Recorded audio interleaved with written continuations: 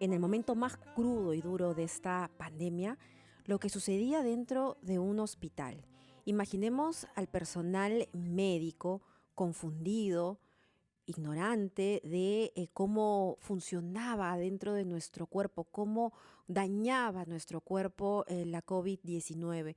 Es que al inicio y en esos momentos donde contábamos por más de 200 los muertos al día, era muy difícil saber a qué se enfrentaba el personal médico. Sumado a eso, la precariedad del sistema, la falta de equipos de protección, el temor de contagiarse, el hecho de ver a sus colegas falleciendo también, personal de salud de primera línea falleciendo. Imaginemos también la impotencia del personal de salud al no poder salvar la vida de sus pacientes y haciendo lo indecible por intentar mantenerlos con vida, el hecho de no tener suficientes camas para poder colocarles un ventilador y darles algún tipo de esperanza a la familia.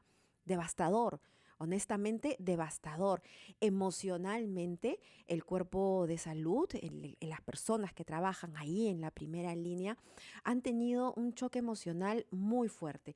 Por eso es necesario ahora hablar de la salud mental de estas personas, ¿no? De las que se encuentran en la primera línea. Porque es importante que ellos puedan, a ver, sí, someterse también a terapias psicológicas, ¿por qué no? Porque no es fácil enfrentar la muerte de esa manera, ¿no? Un doctor, un médico, una enfermera se prepara para enfrentar la muerte, pero no de la manera como la hemos visto. Vamos a conversar con la doctora Sonia Ceballos, directora de adultos del Instituto Nacional de Salud Mental, para que nos cuente precisamente, doctora Ceballos, muy buenas tardes, ¿cómo se encuentra? Buenas tardes, ¿Qué tal? Mabela. Bien, muy bien, gracias. Últimamente preguntarle a alguien cómo se encuentra se ha tornado muy importante, ¿no? Y creo que eso también nos conecta más con la gente. ¿Cómo se encuentran los médicos, las enfermeras, el personal técnico que trabaja en los hospitales? Bueno, sí, como tú misma lo estabas manifestando ahora, ¿no? De hecho, nuestro personal de salud de primera línea tiene que enfrentar situaciones y decisiones en el día a día que tienen un altísimo contenido emocional, como tú dices, ¿no? Decidir ante la ausencia de camas, a qué pacientes voy a inducir al coma porque no puedo ponerlos y no puedo conectarlos a un ventilador.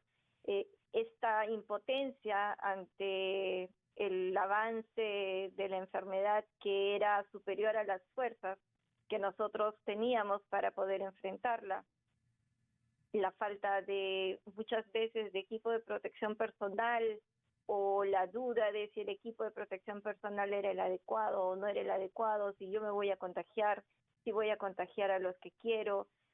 En muchas personas, por ejemplo, verse por el temor a contagiar a sus seres queridos, Así aislarse, es, ¿no? Y muchas veces irse a vivir solos así y es. dejar a sus familias durante largos meses, porque no ha sido durante 15 días, 10 días o 20 días, sino durante estos 7 meses que viene durando la pandemia. Entonces, obviamente, si bien en un inicio ponemos en activación, diríamos, todos nuestros mecanismos de reacción frente al estrés, con un estrés tan prolongado, de 8 meses, 7 meses, estas estrategias terminan agotándose. Ujú. Y lo que vemos es que definitivamente, tal como ha sucedido en otros países que han enfrentado estas mismas condiciones antes, vemos que en el Perú aquí también encontramos situaciones muy similares, síntomas depresivos, ansiosos, de desregulación emocional, esta incapacidad muchas veces, esta frustración de sentir que no pueden hacer nada Ujú. para... Y que probablemente haya detonado en algunos casos y ya en problemas más agudos de salud mental. Le pido por favor, doctora Ceballos, que nos espere un par de minutos. Vamos a hacer la pausa y a continuación conversaremos sobre el apoyo que el sistema les está brindando a estas personas, a los médicos, a las enfermeras, al personal técnico que ha estado ahí luchando contra la COVID-19 en primera línea. Volvemos. Oh, directora de adultos del Instituto Nacional de Salud Mental, y de eso estábamos hablando, de la salud mental del personal de primera línea. ¿Hay atención especial para ellos? ¿El sistema está apoyándolos? Se crearon brigadas para el apoyo de salud en lo que era salud mental en primera línea, incluso con grupos de psicólogos que estuvieron en una línea especial ligada a la línea 113 para la atención de personal de primera línea. Y bueno, lo que se dieron fueron recomendaciones. Cada hospital contaba con un grupo de profesionales de salud mental que estaba, diríamos, encargado de poder brindar ese soporte emocional. Lo que veíamos en muchos casos han sido experiencias bastante diversas y ¿Cómo cuáles? difíciles. Por ejemplo, habían hospitales en los cuales los médicos, enfermeras, técnicas, terminaba la atención, terminando el turno, lo único que están pensando es en irse a su casa, no en recibir una atención en ese momento. Muchos casos prefirieron herramientas de tipo virtual, con entrevistas virtuales, fuera del horario. Pero que también son muy útiles, ¿verdad? Es decir, el hecho de hablar con alguien sobre las emociones, sobre lo que le está pasando en ese momento, es muy útil también. Así es, expresar las emociones en ese momento, diríamos de alguna forma quitándonos en ese momento la armadura, ¿no? Y mostrándonos como seres humanos, de igual a igual unos a otros, permite de alguna forma expresar todas esas emociones que no nos atrevemos a expresar normalmente, porque en muchos casos lo que se veía y lo que se ha visto es que si yo soy el jefe del servicio, no voy a decir lo que yo siento. Entonces, hay intervenciones puntuales, identificar signos de alarma e invitar a los profesionales de salud de primera línea, de salud en primera línea, que ante estos síntomas, ante este disconfort, ante este dolor emocional, puedan buscar la ayuda necesaria, puedan buscar conversarlo con alguien. Y eso es otra parte de la historia, ¿no? Porque, a ver, yo creo que los estigmas se van rompiendo con el tiempo, pero hay muchas personas que son muy duras, ¿no? Y dicen, no, yo no voy al psicólogo porque no lo necesito, porque eso es para los locos. ¿Pasa esto también dentro del personal de salud? Sí, pasa tal como pasa en la población, pasa mucho en el personal de salud. Yo siempre he luchado contra la muerte y soy duro y yo sé que, o sea, yo no me puedo estar doblegando en esta situación. Me han formado para esto y esto soy. Y cuando uno Pero contiene esas emociones, ¿qué es lo que puede pasar en el día a día, en mis relaciones familiares o inclusive con los pacientes? puedo experimentar mayor irritabilidad, menor tolerancia a la frustración, puedo comenzar a perder el sueño, alterar mis ritmos de sueño sobre todo, y poco a poco mis defensas propias se van debilitando. Y de pronto ya comienzo a perder el interés por las cosas, puedo experimentar sentimientos que llamamos de disforia, que si bien no es una tristeza, sí es una sensación de malestar, ¿no? Entonces, si no recibo un tratamiento psicológico a tiempo o si no expreso lo que siento, puedo hacerme daño a mí mismo o al resto de personas con las que me relaciono. En ese sentido, doctora Ceballos, desde el sistema de salud, ¿se están haciendo evaluaciones al personal médico? ¿Se piensa hacer para ver cómo es que se encuentran? Porque finalmente nuestra salud termina en manos de ellos. Claro, siempre se ha intervenido de alguna forma, se les ha dotado en muchos casos de herramientas asincrónicas, que son ayudas que van a estar colgadas, por ejemplo, a nivel de la Dirección Nacional de Salud Mental, se han colgado muchos videos para que yo en el momento en el que tengo libre como personal de primera línea pueda acceder a estas herramientas. Claro. Por eso son asincrónicas, Pero, ¿no? pero, pero eso inclusive puede resultar hasta un poco frío, ¿no? No hay como el trato de persona a persona. Por eso, no sé, yo le preguntaba si es que hay un seguimiento a aquellas personas que dentro de los hospitales se ha identificado que pueden potencialmente tener estos daños emocionales, para poderles hacer un seguimiento, acompañarlos, ¿no? Porque finalmente ellos también son víctimas de esta pandemia. Por supuesto.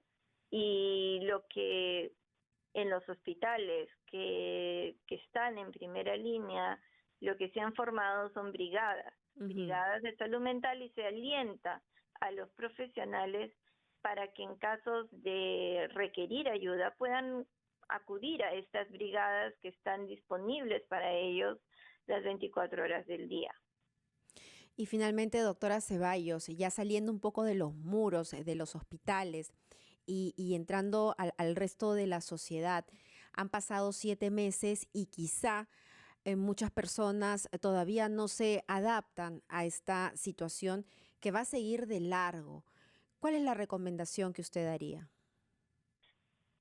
Para la población general, bueno, en realidad, mira, eh, si bien por un lado las medidas de cuarentena y de confinamiento han sido necesarias para evitar la propagación y la mayor cantidad de muertes en este contexto de esta pandemia, nos han dejado cicatrices emocionales muy fuertes Ujú. en la población, ¿no? Y cada vez vemos más las consecuencias de esto en nuestra atención diaria, y cada vez recibimos más pacientes ya con trastornos debido y derivados de las cuarentenas. Como por ejemplo. Diversos trastornos. Los más frecuentes son depresión y ansiedad. Ujú. Los más afectados son los adultos mayores y los adolescentes y Sí, niños. sí, sin duda. Y lo que estamos haciendo, bueno, estamos brindando las atenciones, estamos tratando de llegar a más cantidad de población. Además, recuerda que muchas consultas han estado restringidas. Así es. Entonces, las personas, incluso las personas que se atendían en los centros de salud mental comunitarios, de pronto ya no tenían esa atención y se volcaban hacia los hospitales especializados que ya sobrepasaban su capacidad de respuesta. Pero ¿ya han Los reabierto los hospitales, centros de salud mental? tengo entendido que los centros de salud mental comunitarias están reabriendo progresivamente. Ujú, Ya ujú. hay varios que están abiertos, no todos, pero estamos tratando de dotar de estrategias, de tratar de, por ejemplo, en el Instituto Nacional de Salud Mental nosotros lo que hicimos fue virtualizar la atención, Ujú. y atendemos a los pacientes, incluso pacientes nuevos, que los recibimos por medio de la página web, por medio de las emergencias que siempre están abiertas, y luego los citamos mediante videoconferencias, utilizando las diferentes herramientas tecnológicas que tenemos a nuestra disposición, como las conferencias por videollamada, vía Google Meet, vía Zoom, y tratamos de esa manera de continuar brindando el apoyo, el soporte emocional y en el caso en que se requiera el apoyo farmacológico también, Así es. ¿no? Ese ya es otro paso cuando ya el paciente por sí solo no puede y necesita las medicinas. Y nuevamente decirle a todas las personas que en algún momento sospechan que un familiar o ellos mismos no están bien, que vayan a solicitar atención, que creo que es algo normal, no tenemos por qué estigmatizar a las personas que acuden a un psicólogo. Doctora Ceballos, muchísimas gracias, de verdad que muy útil lo que nos ha contado esta tarde, le agradecemos muchísimo.